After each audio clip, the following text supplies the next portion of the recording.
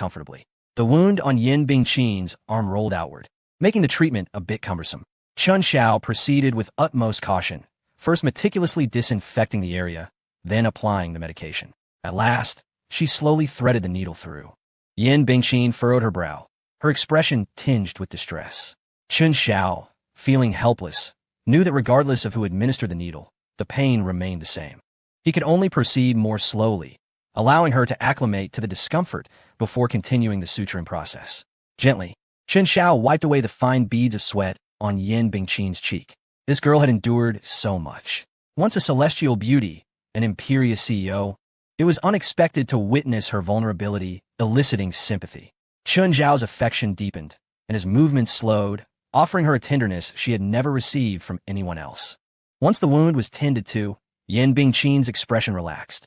Out of gratitude towards Chun Xiao, both her voice and demeanor softened significantly compared to before.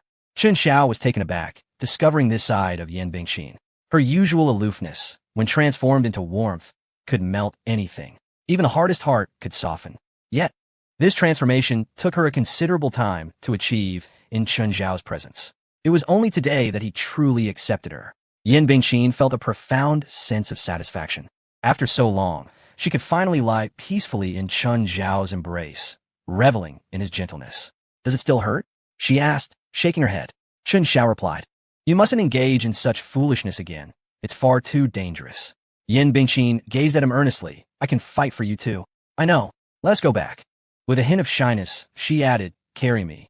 "All right," Chun Xiao responded. "I'll take care of these bloody bandages first." After he finished, he closed the car door, lifting Yin Bingqin and a princess carry as they made their way to the elevator.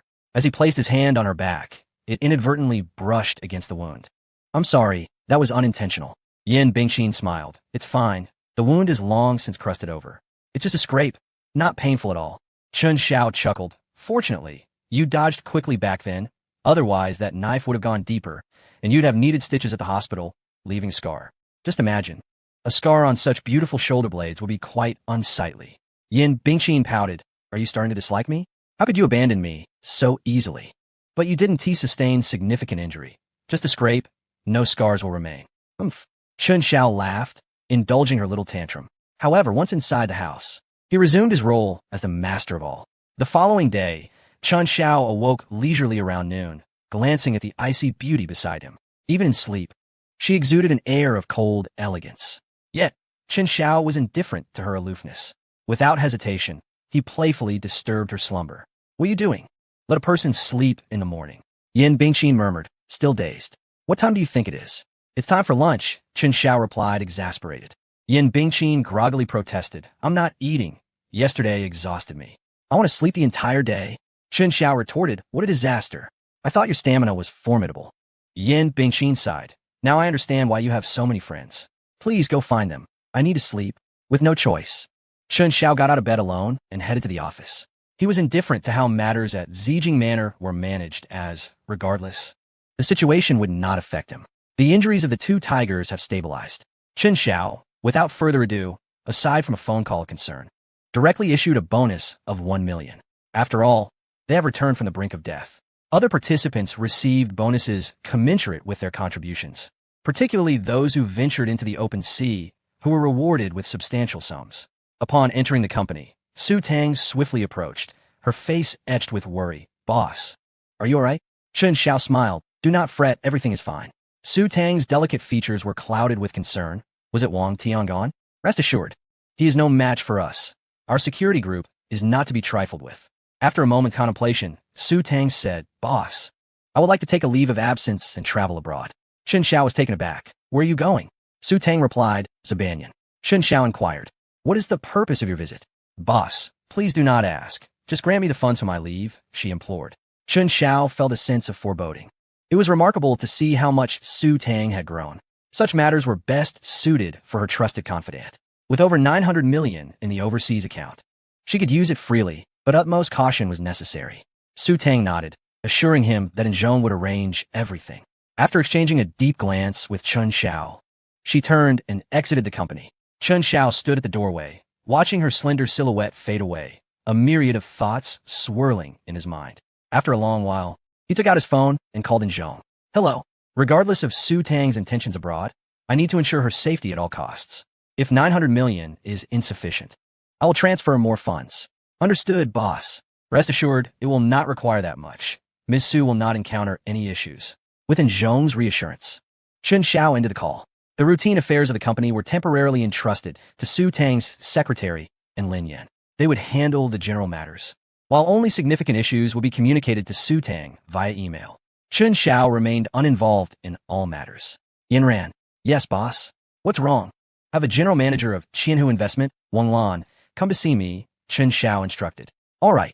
Shortly after, Wang Lan entered from outside the office. This formidable woman, known for having once slapped Liu Xian, was known for her decisive and efficient manner. The takeout orders, the commercial project behind Jining University, and the Snow Mountain Town Hotel Group from Sun Ying all fell under Qianhu Investment, overseen by Wang Lan. She had consistently delivered excellent results without any major errors, proving to be one of Su Tang's most capable aides. To Chen Xiao, she was akin to a superior above the superior. Chairman, you called for me? Yes. The takeout orders can proceed with round financing next Monday evening. Understood, boss. How was the project with the Snow Mountain Town Hotel Group progressing? Everything is on track, Ms. Sun is very invested in the project. A smile graced Chen Xiao's lips as he recalled the image of his senior sweating profusely in her efforts. Ensure that Ms. Sun does not overexert herself. If necessary, recruit more top-tier talents to assist her. Certainly. Now, off you go and prepare. Yes, Chairman. Goodbye. Goodbye. After having lunch at the company, Chen Xiao returned to school. He pondered for a while before ultimately deciding to seek out Tian Tian. He could not bear to witness Sherdun getting hurt. Chapter 355. I disliked the presence of other males upon returning to the dormitory. Sherdun appeared somewhat dejected. Chen Xiao, without needing to inquire, immediately understood the situation.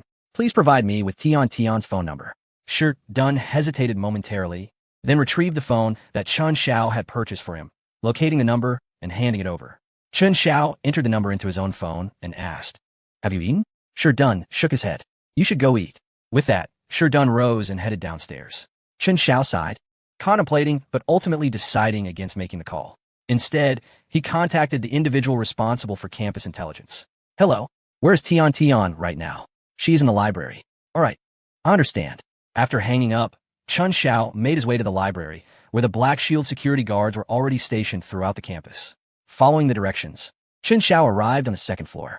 It was a study room where Tian Tian sat alone, ostensibly reading a book. However, upon closer inspection, it became evident that she was not genuinely engrossed in her studies, but rather using the guise of reading to covertly observe a boy across the room. The boy, in turn, would occasionally glance her way, and their mutual gazes clearly suggested a flirtatious connection. Chen Xiao approached and lightly tapped her shoulder. "Come with me for a moment." Tian Tian was taken aback, her eyes reflecting surprise. She had not expected such a handsome boy to approach her. Without a second thought, she rose and followed Chen Xiao out of the study room. "You are dating Sherdun, aren't you?" Chen Xiao inquired. Tian Tian blinked, responding, "No. I'm not familiar with him." "Which department are you from? Handsome?" Chen Xiao retorted, "Damn, a green tea. Allow me to introduce myself. My name is Chen Xiao, a friend of Sherdun." Tian Tian paused for a moment, her expression hinting at recognition of the name, as if she had heard it before. "Oh, you are Sherdun's friend. Then you're my friend as well. How about we have dinner together tonight?" Chen Xiao replied. "Aren't you unfamiliar with Sherdun?" "Indeed, I am not familiar with him, but I could become acquainted with you." Feeling a sense of distaste, Chen Xiao felt compelled to be direct. "I am Sherdun's friend, and my purpose in seeking you out today is to issue a warning. If you choose to pursue a relationship with him, please do so sincerely. If not, do not lead him on." Tian Tian was taken aback for a moment, disappointment washing over her. She had initially thought that such a handsome boy was there to flirt with her. To her dismay, he was merely trying to act superior.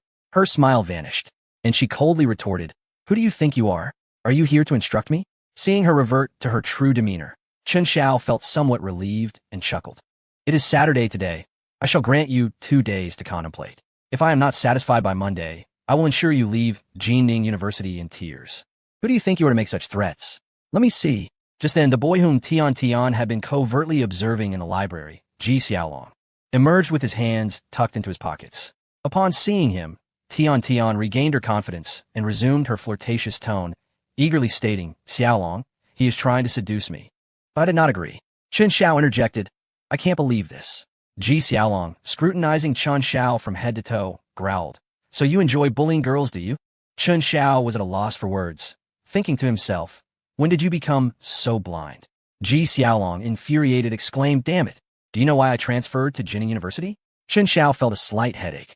I am not interested in how you transferred here, but I am aware of how you left. Ji Xiaolong. Chen Xiao, tired of engaging in such trivial matters, turned and walked away, pulling out his phone to make a call. A few minutes later, the matter was resolved, and he understood the situation. It turned out that Ji Xiaolong had some connections. He transferred to Jining University due to some issues at another school. However, none of this mattered. Connections are insignificant when compared to wealth. Chen Xiao sent a message to Tian Tian, urging her to seriously consider his words, then deleted and blocked her. As for Ji Xiaolong, having put on a show in front of Tian Tian and arranged to have dinner together that evening, he returned to his dormitory. However, upon arriving at his dorm, he received a notification of expulsion, and his belongings had already been packed. Why on earth? The person in charge said, because you are a fool. Now leave. Ji Xiaolong was then bewilderedly escorted off campus by security. Standing at the entrance with his luggage, he became the subject of whispers among passing students, feeling an intense flush of embarrassment on his face. Just then his phone rang. Hello? Tian Tian. Xiaolong, I've packed everything. Where are you? Ji Xiaolong, I'm at the school gate. Tian Tian paused. Why are you at the school gate? Wait for me. I'll be there shortly. With that, she hung up. Before long, Tian Tian arrived at the entrance on the campus shuttle. Seeing Ji Xiaolong standing there with his luggage, she looked perplexed. Is it really necessary to make such a fuss just for dinner? Ji Xiaolong sighed. Tian Tian, I've been expelled from school. Tian Tian. Ji Xiaolong continued, but it's all right. I can still take you out to dinner. Tian Tian chuckled awkwardly, suddenly slapping her thigh. Oh no, I forgot. The curling iron in my dorm is still plugged in. With that, she dashed back to the school. Ji Xiaolong's expulsion compelled Tian Tian to reconsider the implications of the name Chen Xiao. How coincidental it was that Chen Xiao had just mentioned knowing how he would leave, and then Ji Xiaolong was expelled. Contemplating this, Tian Tian picked up the phone. Hello? Sure, done. May I invite you to dinner this evening? Sure. I'll wait for you downstairs at your dormitory. Let's not miss each other goodbye. In truth, Chen Xiao was unaware of the specific occurrences. Regardless, he had made the necessary arrangements, and naturally, others would act according to his wishes. If Ji Xiaolong were to cross paths with him again at school, many others would likely face misfortune as well. Upon returning to the dormitory, Xiao Ji was still engrossed in a video game. In just a few days, his meticulously styled hair had become greasy, and his face was similarly coated with a thick layer of grime. His designer clothes, neglected, appeared counterfeit. Why are you still playing games in the dorm? Go make some money. Xiao Ji replied nonchalantly, I've been on a bit of a spending spree lately. I need to take a break. Chen Xiao, all right. Just don't ruin it. After all, it's just one. Xiao Ji shrugged. It can't really get ruined. The main issue is a bit of a quarrel with Yin Yan. Chen Xiao was taken aback. You had a spat with a client? Why? Just when Xiao Ji was shot in the head. He dropped his mouse and pulled out a cigarette, indulging in smoke. Yin Yan wished to continue playing, but I disapproved. The rascal, lacking progress, became increasingly stingy, focusing solely on his own smoking. Chen Xiao, unceremoniously, took a cigarette from his desk and lit it. Wasn't he often keen on playing before? Xiao Ji glanced over and discreetly placed the cigarette box beneath the keyboard. This time was different. I disliked the presence of other men. Chen Xiao exclaimed in disbelief. Chapter 356. I fear I might get splattered with blood. Yin Yin was genuinely engrossed in the game. Chen Xiao remained stunned until his cigarette burned down completely before regaining his composure. He lifted Xiao Ji's keyboard and took another cigarette, lighting it.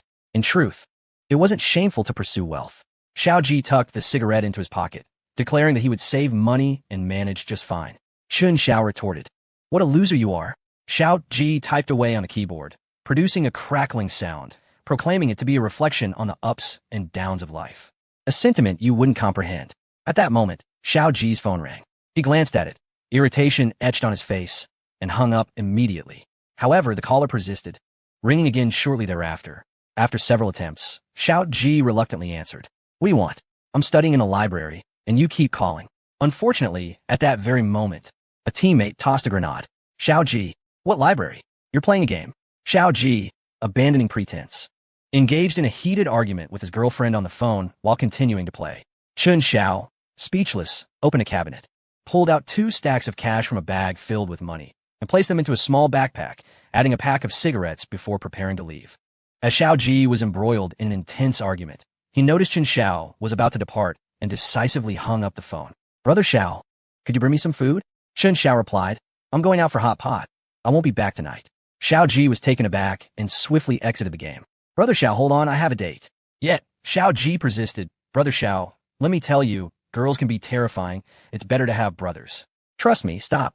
Stop. My girlfriend is nothing like those girls, you know." Just as he was speaking, Xiao Ji's phone rang again. He was about to hang up when he recognized the number, immediately shifting his finger to the answer button. "Hello, what is it? Feeling down? Treat me to dinner? Just the two of us? All right, I'll choose the place. Good, see you soon." After hanging up, Xiao Ji wore a smug expression. "Brother's going for hot pot too," Chen Xiao remarked, impressive. If Xiao Ji is like this, then he is no longer the same Xiao Ji. He distributed cigarettes to several dorms, then groomed himself before descending the stairs with a swagger. In his previous life, Xiao Ji never had such opportunities. Hence he never exhibited this side of himself. Chen Xiao smiled, feeling a sense of curiosity. He was eager to discover how this rascal-esque story would unfold, and whether he would ultimately reconcile with his girlfriend back home. Chen Xiao tidied up briefly and also made his way downstairs. First, he returned to the residence of Xia Yudi in Binhaiyan. The girl, with her 2 ponytails drooping, was frowning over a book. Upon seeing Chen Xiao, her face brightened.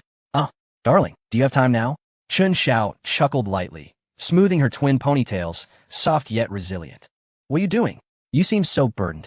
Xia Yudi handed a book to Chen Xiao. "Here, The History of World Economic Development." Chen Xiao replied, "What do you need this for?" Xia Yudi pondered for a moment, but refrained from mentioning that it was assigned by her tutor. "I enjoy it. Haha, spare me. Your ponytails look so lackluster." Xia Yudi suggested, "Let's not discuss this anymore. How about we go for a meal?" Chen Xiao responded, "Sure. I came here specifically to take you for hot pot." "Yay, that's wonderful. Just wait a moment. I'll go change." Xia Yudi thoughtfully coordinated an outfit that complemented Chen Xiao's style, resulting in a lively, playful, and adorable appearance. "Where shall we eat?" she asked eagerly, gazing at Chen Xiao. Chen Xiao affectionately pinched her nose and said, "Today, we are going to savor something with a touch of rustic charm." "Sounds great." Xia Yudi hadn't visited a popular eatery in quite a while. In truth, most delectable dishes are hidden within the bustling streets. Hot pot, in particular, thrives on a lively atmosphere to truly reveal its flavors. Moreover, a few nefarious individuals linger in the vicinity. Without addressing them, how can the populace enjoy peace and prosperity? Remaining in the academic enclave limited their opportunities. They needed to venture out more. Chen Xiao arrived at Sifang Street in a dedicated taxi from Heiduan Security, the journey being uneventful. Tianlishu is a well-established hot pot restaurant. For the average person, it is considered upscale, with an average expenditure of 80 to 90 yuan in today's economy. Despite the price barrier, it remains perpetually crowded. Her assistant had reserved an excellent table in advance. Upon their arrival, Chen Xiao and Xia Yudi instantly captured the attention of more than half the patrons. Men were drawn to Xia Yudi's sweet and charming demeanor, while women glanced appreciatively at the strikingly handsome Chen Xiao. "Wow, that girl looks so familiar. She a celebrity? She resembles the little fish from the Chen family," exclaimed someone. Indeed, some bold individuals contemplated approaching them for a closer look, but were invariably intercepted along the way. Those unwilling to back down were eventually led outside for a private chat, only to return with lowered brows and compliant expressions. Fortunately, no harm was done. "My dear, what would you like to eat?" "Today, it's on me," Xia Yudi declared generously. Chen Xiao patted his wallet. "I've got money." Xia Yudi laughed gaily, knowing that the notion of treating each other was merely playful banter between 2 individuals, one a multi-millionaire streamer and the other equally impressive in stature. Chen Xiao surveyed his surroundings, fully aware that danger might lurk nearby, yet he remained unfazed. By the time he decided to dine here, the area was already heavily secured. Xia Yudi first ordered all of Chen Xiao's favorites before selecting a few of her own. Before long, a rich, fragrant broth was set before them, wafting enticing aromas.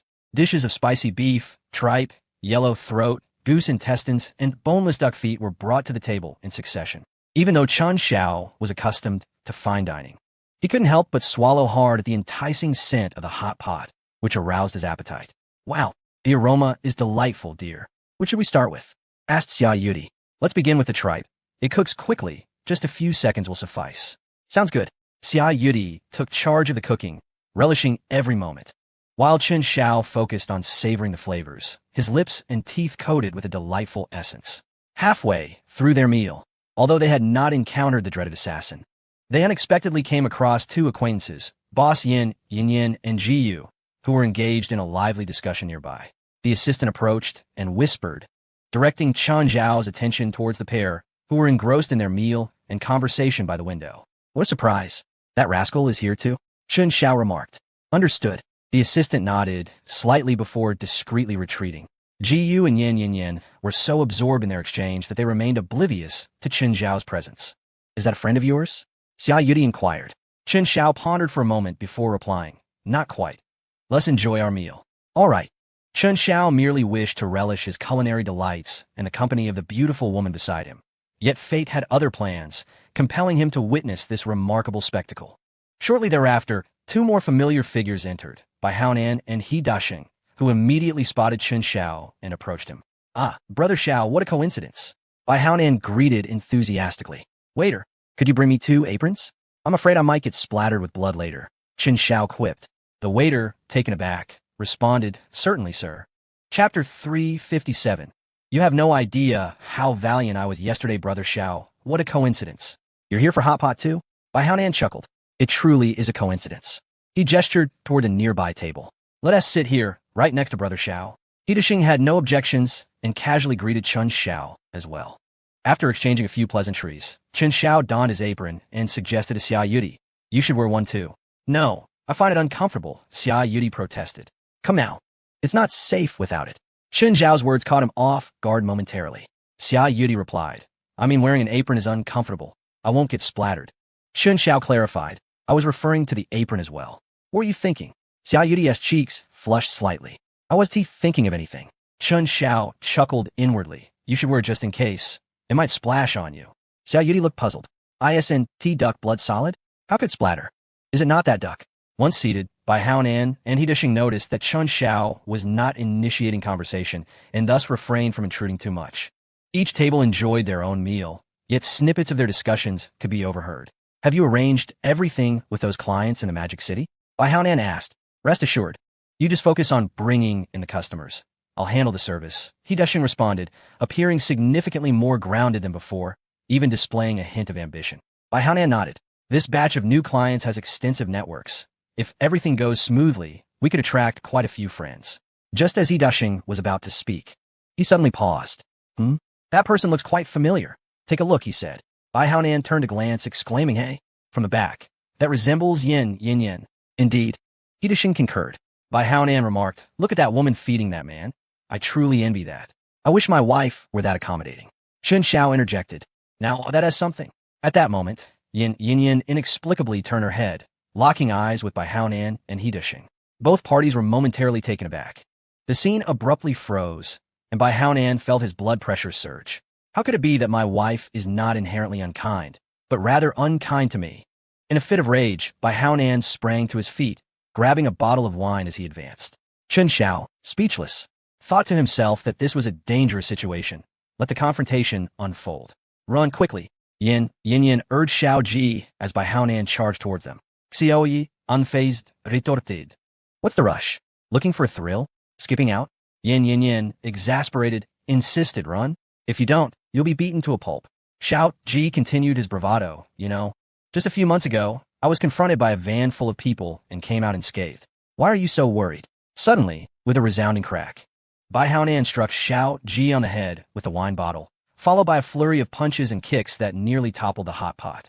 He Dasheng arrived on the scene, witnessing his subordinate entangled with his ex-wife, and seized the opportunity to kick Xiao Ji as well. Chen Xiao sighed, realizing that without strength, it was best to avoid meddling with someone else's wife. Darling, your acquaintances are fighting, Xia Yudi remarked in surprise. It's nothing. He brought this upon himself, Chen Xiao replied. I warned him several times, and now he is learning a hard lesson. Fortunately, Chen Zhao's bodyguard intervened. Otherwise, Bai Haonan might have seriously injured Xiao Ji. In truth, Xiao Ji had not suffered greatly, for the initial blow had already rendered him unconscious, and what followed was merely Bai Haonan's outlet for his pent-up frustration. After the altercation, Bai Haonan glanced at Yin. Now that his career was flourishing, He felt emboldened, but the humiliation was unbearable. Coming from a wealthy family, he could not tolerate being publicly cuckolded. Divorce, he declared. Yin stepped forward and said, "Fine, once Xiao Ji recovers, let us arrange a meeting. We can handle the divorce and marriage simultaneously." Bai Haonan retorted, "Let's do it right now. I refuse to be the subject of ridicule. If we're doing it together, I'll still take my chances with him." Yin, somewhat displeased, thought it unnecessary to complicate matters when they could be resolved in one go. However, seeing Bai Haonan in a furious state, she decided not to push too hard. "All right, I'll comply." Bai Haonan felt a wave of nausea wash over him. Even more so than with his clients, the situation was utterly revolting. Disregarding the business dealings between the Bai and Yin families, he cursed, "Vile woman," before returning to his table. Chen Xiao, feeling helpless, recalled how Xiao Ji had relentlessly pursued wealthy women, begging for introductions. Now, look at the mess he had created. That brother of mine, I had no idea it would come to this, he thought. Bai Haonan regained his composure and said, "Xiao Ge, it's not your fault. I just remembered that scoundrel Yin used someone else's ID to register as a member here, and Xiao Ji was the one I personally arranged for her." He cursed again, "Damn it. What bad luck." Chen Xiao remarked, "So you ended up betraying yourself? Well, maybe a divorce is for the best," he consoled him. Bai Haonan let out a sigh. His previously good mood had been thoroughly shattered. He decided against eating and said to Xiao Ge, "I'll arrange for your younger brother to buy you a meal later." Chen Xiao replied, "There's no need to be so courteous. I can manage on my own." Bai Haonan waved his hand, leading He Dushing outside. He tossed a stack of money at the bar, ensuring that the bill for his and Chen Xiao's table was settled. Before leaving without looking back, Chen Xiao shook his head, feeling a twinge of sentiment. Perhaps he had brought too many frustrations upon Bai Haonan, who had unexpectedly grown in ways that were quite remarkable. A glance at Xiao Ji made him sigh. Alas, the dog was beyond redemption. Having eaten enough, Chen Xiao discreetly departed with Xia Yudi. As a gesture of goodwill towards their shared past as classmates, he arranged for someone to ensure Xiao Ji's safety before leaving. On their way back, Xia Yudi pouted, "I'm still not full. Why do we leave so hastily?" Chen Xiao playfully tapped her nose, saying affectionately, "I'll make sure you have plenty to eat when we return." Xia Yudi retorted, "You big bad guy." It was yet another night filled with a flutter of ponytails, contrasting sharply with Xiao Ji's cold hospital bed. Yin, of course, could not stay overnight to care for him. She had found a night nurse to oversee his fulfilling her obligation, but the nurse, merely there for work, paid little attention and slept more soundly than the patient himself. The following day, Chen Xiao spent a languid morning with Xia Yudi before returning to school. Upon seeing Xiao Ji again, he noticed the bandages wrapped around his head, reminiscent of a character from Plants vs. Zombies. Yet, Xiao Ji's spirit remained undiminished as he boasted animatedly, "If it weren't for the crowd, you wouldn't even know who entered the hospital first. I went in single-handedly." Chen Xiao nearly burst into laughter. "You got taken out by a bottle yesterday, and now you're bragging about your bravery?" he remarked. Xiao Ji paused. "How do you know?" Chen Xiao replied, "Didn't T Ultraman come to Jinning yesterday? Wasn't he it you who subdued him?" Xiao Ji exclaimed in confusion. "What the hell? Am I a monster or something?" Laughter erupted around them. No, you're just a fool. Let's get back to gaming." The other students, well aware of Xiao Ji's antics, didn't take him seriously. "Fine. You all don't believe me, huh? Let me join your game, and you'll see just how awesome I am." Although Xiao Ji was often the target of their jests, he provided a great deal of amusement and laughter for everyone. Thus, they typically included him in their gaming sessions. While his gaming skills were mediocre at best, his hours of play far surpassed those of his peers. So it would be unfair to label him as entirely incompetent. He simply lacked strategic thinking, often becoming the easiest target in games like Red Alert. As the group played, they also had to keep an eye on Xiao Ji, who was notorious for running around to unplug the internet cables of various dorms. Chen Xiao reveled in the joyous atmosphere of the campus weekend, thoroughly enjoying the time spent in merriment. Yet, the joy of Xiao Ji was fleeting. Before long, a phone call disrupted his merriment, leaving him despondent, staring blankly at the monitor. "Damn it, don't hang up. They're already raiding us." Chen Xiao cursed. It was indeed unfortunate. He was teaming up with Xiao Ji this round. After venting his frustration, Xiao Ji remained unfazed. Noticing the change in Xiao Ji's demeanor, Chen Xiao set aside the game and inquired, "What's wrong?" Xiao Ji turned around, his face a mask of distress. "Xiao Ge, I've been fired from the company." Chen Xiao responded, "What a surprise. You crossed the boss. How could you not be dismissed? Just return and focus on your studies." Xiao Ji clenched his fists. "No, I shall rise again from where I have fallen." Chen Xiao was at a loss for words. Then you might as well pick yourself up from Yin Yin Yin. Xiao Ji nodded. Indeed, that makes sense. Chen Xiao remarked, I was merely jesting. You can't be serious. Without further ado, Xiao Ji picked up the phone and attempted to call Yin Yin Yin. However, after only 2 rings, the call was mercilessly cut off, as it happened repeatedly. Xiao Ji's expression turned forlorn, and Chen Xiao immediately understood the situation. Just as he had suspected, in the office of the chairman of Atlanta Capital Group, Yin Ziwan was sternly reprimanding. Given your marital history, could you not handle this matter with more decorum? The company relies heavily on the Bai family's support. You must find a way to quell Bai Haonan's wrath. Furthermore, cease all contact with that student from Jining University. Do you realize he is Chen Xiao's classmate? We cannot afford to provoke him. Yin Yin Yin lowered her head, obediently accepting the scolding. Okay, father, I understand. I will not contact him again. With a sigh of relief, Yin Ziwan instructed, now, hurry back and see how you can mend your relationship with Bai Haonan. This marriage is essential. Understood, Yin Yin Yin replied, her expression one of despondency. She had never felt so constrained in this regard. Upon exiting the office, she contemplated purchasing a bunny girl outfit to rekindle her romance with Bai Haonan. In the dormitory of Jining University, Xiao Ji emerged from his stupor. His approach to challenges was to evade those he could not confront. You all carry on. I shall log into my main account to vent my frustrations. Chen Xiao remarked, all right, that account is your only valuable asset now. If it comes to it, just sell it and buy a house back home. Wouldn't that be delightful? Xiao Ji retorted, this account is the result of my own hard work. I want to part with it. Chen Xiao replied, fine, you're impressive. After that, Chen Xiao restarted the game and continued playing. Amidst the chaos, Xiao Ji suddenly let out a piercing scream. Ah, where's my gear? My gear. Chen Xiao was startled, exclaiming, what the hell happened now? Pale-faced, Xiao Ji stammered, Xiao Go, I've lost my gear. Chen Xiao glanced at his monitor, where Xiao Ji's character, once adorned in the most opulent gear of the server, now stood clad only in undergarments, mirroring his own bewilderment as he stared at the passing players. Former subordinates danced about, incessantly typing and sending messages. Brother, where's your gear? Brother, where's your gear? Xiao Ji's head buzzed with confusion. Chen Xiao thought to himself, if memory serves, this fool has poured nearly 200,000 into the game. The fruits of his labor during this time, apart from the extravagant clothing, were the splendid pieces of equipment he possessed. It seemed he had fallen victim to account theft. Unsure how to console him, Chen Xiao could only mutter, it's all right. You're still young. Xiao Ji, overwhelmed with grief, collapsed onto the single sofa, weeping uncontrollably. Chen Xiao remarked, well, it appears this game is no longer playable. Come on. Why cry over spilled milk? After all, your money comes easily. Easily my foot. Do you have any idea how much I've sacrificed?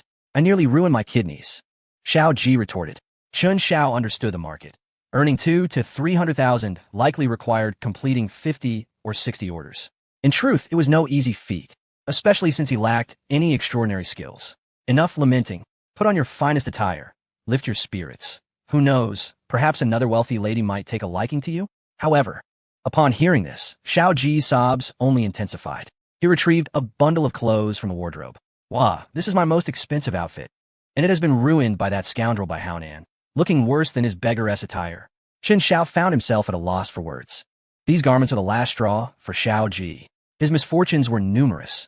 He was discovered on a date with Yin Yin Yin by his boss, beaten severely, hospitalized, lost contact with Yin Yin Yin, had his game account hacked, and now his most prized attire was in tatters.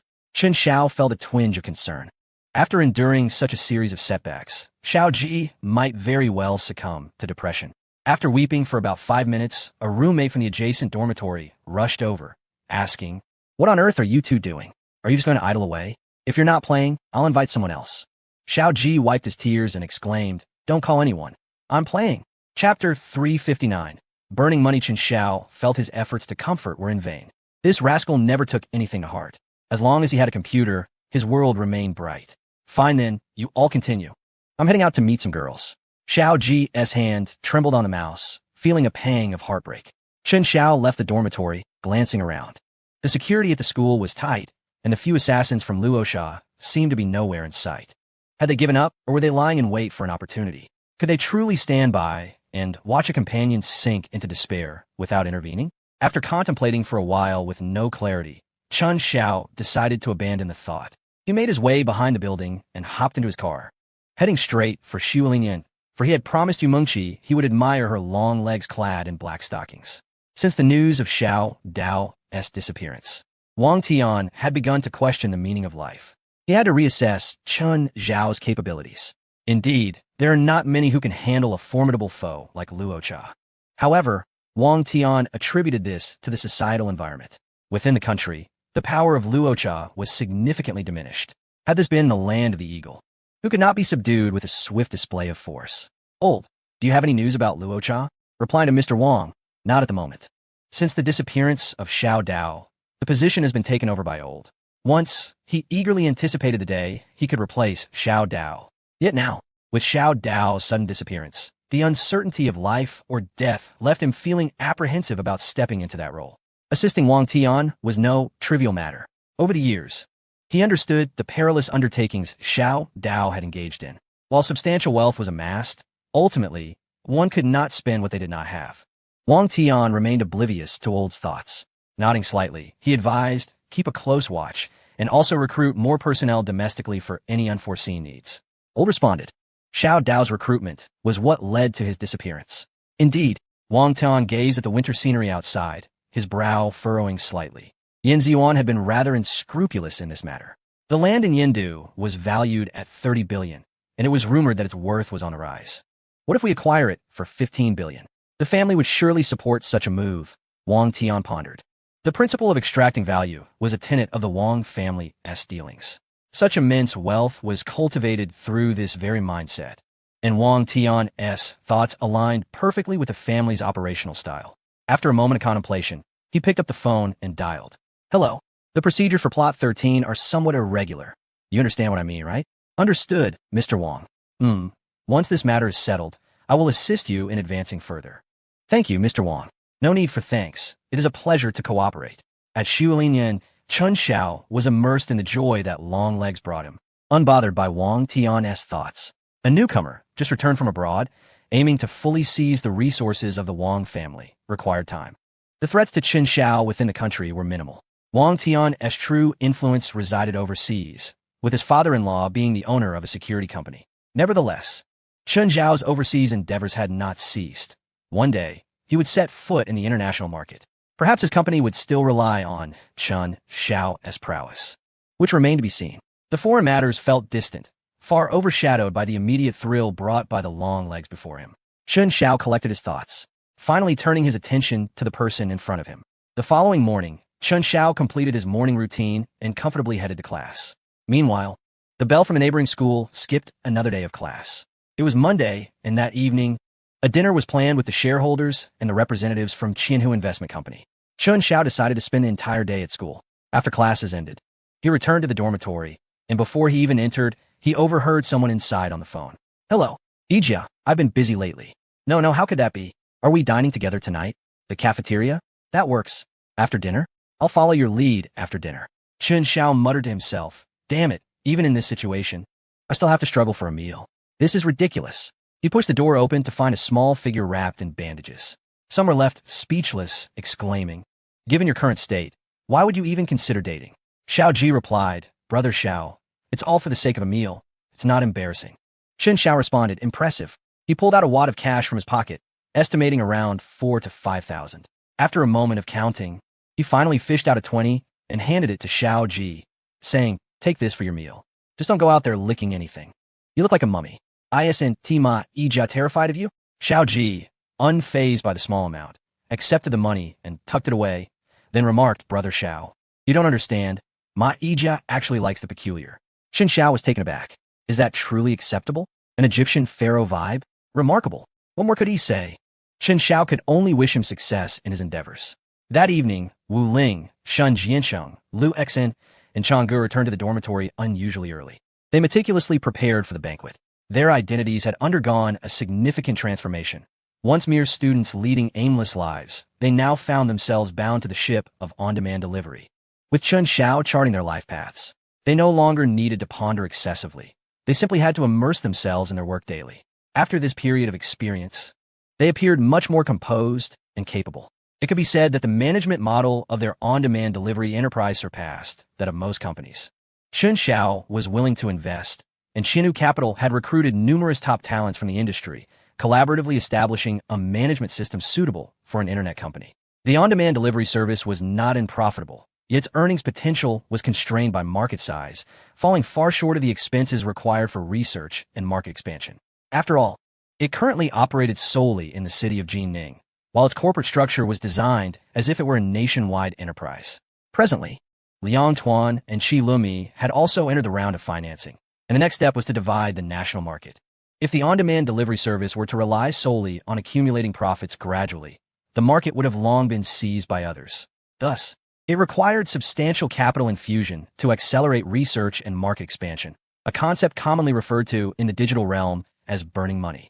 Chapter 360. Round financing in the vast, dim expanse of Qianhu, a luxurious yacht glided gracefully. Surrounding it were dozens speedboats patrolling for security. Chen Xiao and his companions sat in a circle within the dining area. Wu Ling and the others had anticipated that this meeting would occur in a hotel or some other venue, never expecting it to take place aboard a lavish yacht. This yacht bore a striking resemblance to those owned by the elite depicted in television dramas. Its worth was difficult to ascertain, but was estimated to be worth at least several tens of millions. This experience provided them with a newfound appreciation for the strength of Qianhu Investment Company. Wang Lan remained impeccably dressed in professional attire, smiling as she raised her glass of red wine. Esteemed shareholders, the recent development of our on-demand delivery service has been promising thanks to your hard work and dedication. On behalf of Qianhu Investment, I extend my congratulations. Wu Ling responded, "We also appreciate the assistance provided by your esteemed company. Without ample talent supply and financial support, I doubt our growth would have been so swift." Wang Lan smiled and said, "Come, let us raise our glasses together to celebrate the achievements of our takeaway service today." "Cheers," Liu Xian remarked, somewhat emboldened. Upon seeing Wang Lan, his demeanor became slightly awkward, recalling the incident when he had attempted to arrange a service for her and had received a slap in return. Wang Lan glanced at him, revealing nothing of her inner thoughts, which remained unknown to others. The group shared a drink, and the atmosphere grew lively, primarily due to the conversation between Wang Lan and Wu Ling. Chen Xiao discreetly inquired of Liu Xian, "Do you notice something unusual in President Wang's gaze? Could it be that?" "Hey, stop right there. I'm a man with a girlfriend," Liu Xian interrupted. Chen Xiao was taken aback. "When did this happen? Who is she?" Clearing his throat, Liu Xian reluctantly admitted, Wei One. Chen Xiao exclaimed, "What? You're being foolish. How did you end up with her? She dumped you for sure, Tong. Remember?" Liu Xian chuckled. "Hey, brother Xiao, don't blame me. I'm quite conflicted. I know she isn't a good woman, but I simply can't resist." Sigh. Chen Xiao sighed, feeling exasperated. "You're such a disappointment. If you choose to be with her, just remember not to let her take advantage of you. Ensure you gain all the benefits." Liu Xian patted his chest in assurance. "Brother Xiao, don't worry. I'll make sure she has plenty of options." After some small talk and pleasantries, the group had a little something to eat, and the conversation gradually shifted to more serious matters. Wang Lan took several documents from her secretary. "This is the investment plan formulated by our company. I would like each shareholder to review it and voice any concerns for us to discuss promptly." The plan, crafted by a professional investment team, required no scrutiny from Chen Xiao. Wu Ling and the others were no longer as naive as before. They could discern certain issues within the complex document and engaged in a meaningful dialogue with Wang Lan. Chen Xiao casually flipped through the plan, yet his mind was preoccupied with other concerns. He remained troubled by the elusive assassins. Unbeknownst to him, 3 individuals were concealed on a hillside 2 kilometers away from his yacht, observing it through high-powered binoculars. Damn those Easterners. They always bring so much security whenever they appear. "Bolton, do you have a shot at taking him out?" One of them, a burly man, adjusted his scope as the reticle followed the yacht's movement. 2,300 meters. It's no good. "Hero, are you really considering pulling the trigger? Don't forget which country we are in. If you shoot, we're finished." Hero's face was filled with frustration. Bolton remarked, "What would the captain do in this situation?" "Captain? Don't be ridiculous, brother. The captain has been torn apart by those damned fish in the Pacific." Hero cursed, "Damn Chen Xiao." After that, the 3 fell silent. The reason for Chen Xiao's unusual quietness in recent days stemmed from the fact that he had eliminated the leader of the Russian assassin squad at the Purple Gold Manor, leaving the remaining 3 uncertain about when to strike. They hesitated, even contemplating the use of contraband weapons smuggled into the area. However, daunted by the notorious reputation of the mercenary exclusion zone, Bolt refrained from firing his weapon. Once the gunshot rang out, the situation would irrevocably alter. He was uncertain whether he could withstand the overwhelming pursuit that would ensue. This nameless band of professional assassins cared little for reputation. Their sole concern was wealth and survival. Their ultimate creed was to earn a living while they still breathed. If the task proved too perilous, they could always opt to abandon it, facing merely a fine, rather than risking their lives. Chen Xiao was utterly oblivious to the sniper perched on the distant hillside, aimed directly at him. Even if he were aware, he would not be intimidated. At a distance exceeding 2,000 meters, few across the globe could achieve such a feat. Moreover, the yacht was shielded with bulletproof glass. At this range, the bullet's kinetic energy would dissipate, rendering it incapable of breaching the barrier. Within the yacht, the group had completed their discussions regarding the contentious matters. The current share distribution of the food delivery service was as follows. Jinhu Investment Company held 70 of the shares, while Chen Xiao and Wu Ling each possessed 10. Lu Xian 5, Shun Jiancheng 3, and Changge 2. In this round of financing, Jinhu Investment Company injected 500 million in funds, increasing its shareholding to 90.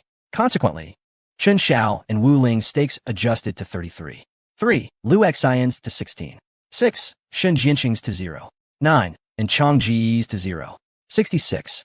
Although the individual shareholdings appeared diminished, the valuation of the food delivery service post-financing had soared beyond 600 million. Wu Ling's initial 10 stake, once valued at 1 million, had escalated to a staggering 19.8 million with her current 33.3 share.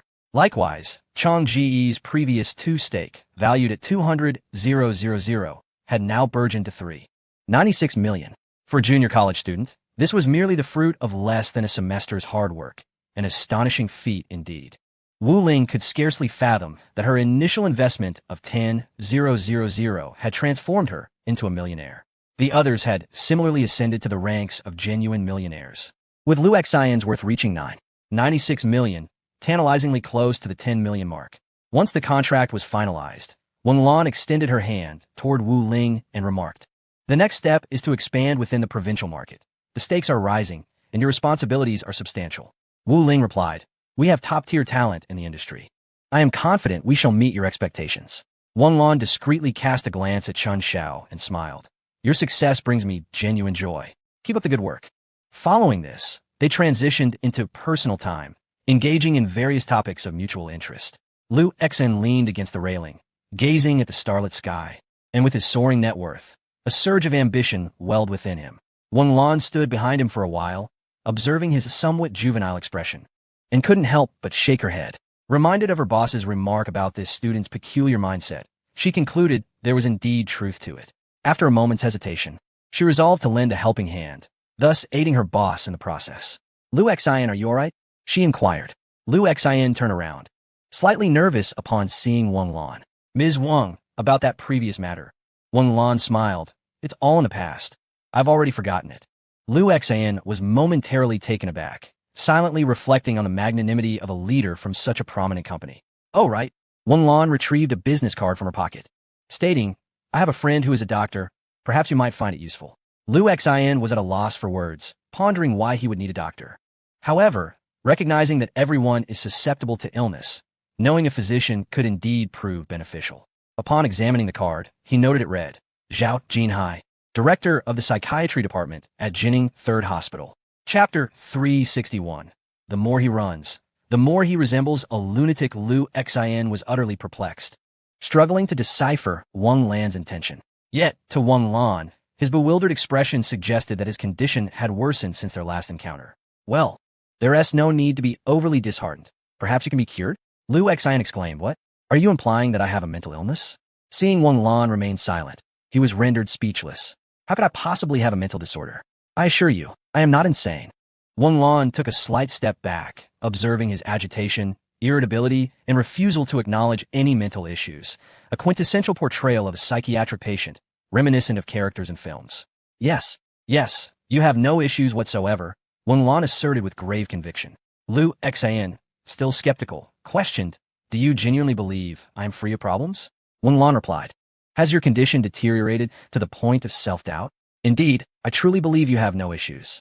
This revelation allowed Lu Xian to relax somewhat. "You nearly terrified me. I thought I might actually have problems." Wang Lan pondered for a moment and then asked, "Do you have time tomorrow? I would like to take you somewhere." Liu Xian was taken aback, thinking, wow, the beautiful So is inviting me? His latent playboy tendencies were instantly awakened. Sure, sounds good. I'll be in touch tomorrow. As the ship docked, Wang Lan greeted the others and departed. Her desire to assist Liu Xian stemmed from a wish to alleviate her boss's concerns. With Liu Xian in such a state, it was evident how profound their camaraderie was, as her boss was still willing to partner with him in business. If she could aid Liu Xian in overcoming his mental struggles, it would alleviate a significant burden for her employer. Once ashore, Chun Xiao, curious, inquired, "Your smile is practically ear to ear. What is the cause of your elation?" Liu Xian replied, "You wouldn't comprehend. I'm about to become a romantic Lothario." Chun Xiao questioned, "A Lothario? You and Wang Lan?" He didn't believe there would be any connection between the two, not due to external factors, but simply a gut feeling. Wang Lan, a graduate of a prestigious university, was a formidable career woman with clear professional aspirations and life ideals. It seemed unlikely she would engage in anything frivolous regarding relationships. "Let me tell you, Wang Lan is not a woman to be trifled with." Liu Xian reassured him, "Rest assured, I know my boundaries." With that declaration, Qin Xiao felt he could say no more, returning to Binhuan to sleep beside the star, Zheng Enki. The others returned to their respective places, some seeking accommodation outside, and thus they parted ways. The following day, the food delivery service secured $5 billion in funding, resulting in a sudden influx of cash flow. A meticulously refined plan was immediately set into motion. Almost simultaneously, branches of the food delivery service began to sprout across all major cities in the province. With the number of delivery riders skyrocketing, the reputation of the food delivery service has spread throughout the province, keeping pace with its expansion. This day was destined to be busy, yet as evening approached, it marked the first time since the establishment of the service that Liu Xian finished work on time. The reason for this punctuality was a date with Wang Lan. He hailed a taxi to the mall, deliberately selecting an outfit he had previously deemed beyond his reach. The price of 18,888 left him momentarily taken aback. However, the thought of his date with Wang Lan compelled him to avoid appearing too unrefined. After all, he needed to match the stature of a corporate president. The attire was indeed exquisite, albeit at the cost of some comfort, slightly restricting his movements. Liu Xian mused. Perhaps this brand was designed with the intent of preventing customers from absconding after donning their garments. Dressed in his new apparel and having completed the payment, his confidence surged dramatically. He found himself understanding the sentiment expressed by Xiao Ji. Fine clothing truly does enhance one's self-assurance. Liu Xian retrieved his phone and called Wang Lan. "Hello, President Wang. How about Oasis International tonight?" "What? You made arrangements?" "That's rather unnecessary." "Oh, well, okay. But I'm not familiar with that location, not well acquainted with Jinning." "Oh, that's fine. No need to pick me up. I'll find my way there." "All right. See you soon." After ending the call, Liu Xian felt a peculiar sense of intrigue. It was indeed rather romantic. Upon exiting the mall, he casually flagged down a taxi. "Driver, to number 6 Rehabilitation Road." The driver jolted, turning to glance at Liu Xian.